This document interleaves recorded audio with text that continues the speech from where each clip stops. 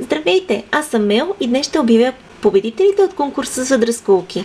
Преди да направя това, обаче, ще разгледам всички рисунки, които получих и ще кажа по няколко думи за всяка от тях. В конкурса участваха 16 души, 13 момичета и 3 момчета на възраст между 10 и 13 години. Всички рисунки страшно много ми харесаха и искам да ви кажа, че ми беше изключително трудно да избера между тях победителите. Но както се казва, щом като съм обещала победители, трябва да има победители. Това не означава, че всички останали са загубили. Самото участие в конкурса се надявам да ви е било интересно.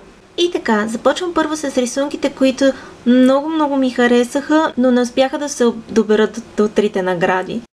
Започваме с Александра на 13 години. Много ми харесва цветето, което тя е нарисувала. Доста е оригинално, само като сянка, като един силует. Продължаваме с Анжела на 11 години, която е нарисувала два различни типа дръскулки. Едните са от тези квадратестите, които аз показах в клипчетата си, а другите са от тези различните, дето са като малки същества. Виждала съм ги в интернет, но никога всъщност не съм рисувала такива и е много интересно. Следва Дарена на 10 години, която също е нарисувала от втория тип дръскулки, само че нейната е различна. Много ми харесва, че е вкарала и цветове в цялата работа и смятам, че има голям потенциал за развитие.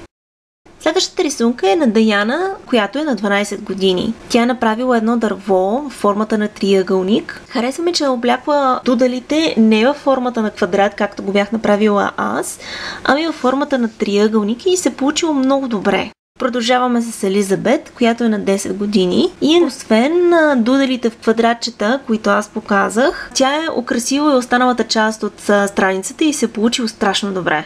Следващата рисунка е на Ивайла, която е на 11 години. Много ми харесва този тигър, който тя е нарисувала и е вкарала в опашката му дудали. Само че не знам защо, но ми се струва, че рисунката не е съвсем довършена до край. Следващата рисунка на Калина, която е на 11 години, тя е направила една единствена дръскулка в квадрат, но използва толкова много цветове, че просто страшно много ми харесва. Аз съм свикнала да рисувам дудали в черно и бяло и всеки път, когато видя цветни, ми става едно такова хубаво отвътре. Продължаваме с Лора на 11 години, чието дудали са страшно красиви. На мен лично ми харесва този втория от горния ред. Смятам да открадна дизайна. Шегувам се, дей. Разбира се, няма да крада, просто може би някой ден ще нарисувам нещо такова. Надявам се Лора да ми позволи. Следва Мария, която е на 10 години. Много ми харесва и нейния дизайн, като може би трябва да опита следващия път, когато рисува дудали, да ползва линийка или квадратната мрежа от тетрадките по математика. Мисля, че така ще се получават много по-симетрични дудалите.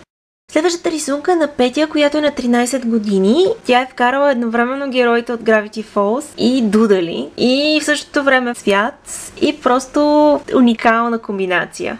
Продължаваме с Пламена, която също е направила много красоти. Харесва ми най-много първия дизайн, а пък втория много ми напомня на географска карта. Ако махнете цвета от географската карта, ще се получи точно и такова нещо.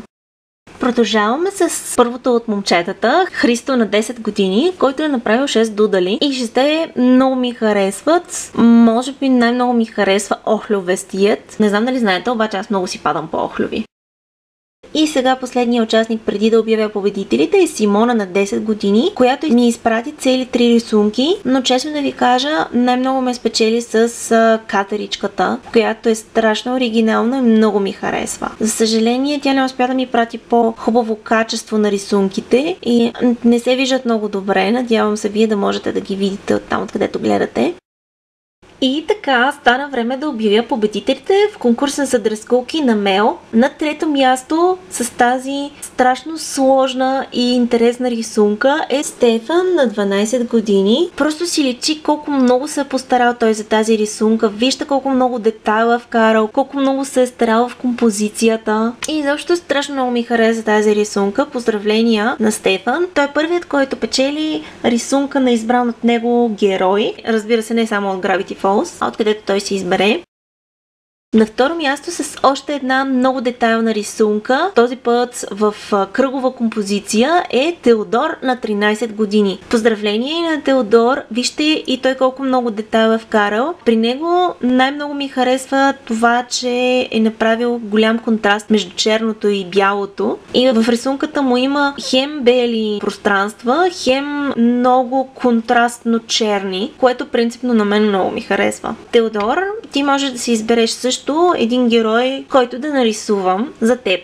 И на първо място с ето тази супер оригинална рисунка е Бети на 12 години. Това, което ме грабна в тази рисунка е колко наистина оригинално са се получили всички тези дудели, как тя ги е вкарала в формата на ръка, как им е сложила малко и цвят да има в рисунката и като цяло композицията се е получила изключително оригинална и много ми харесва. Бети, честито!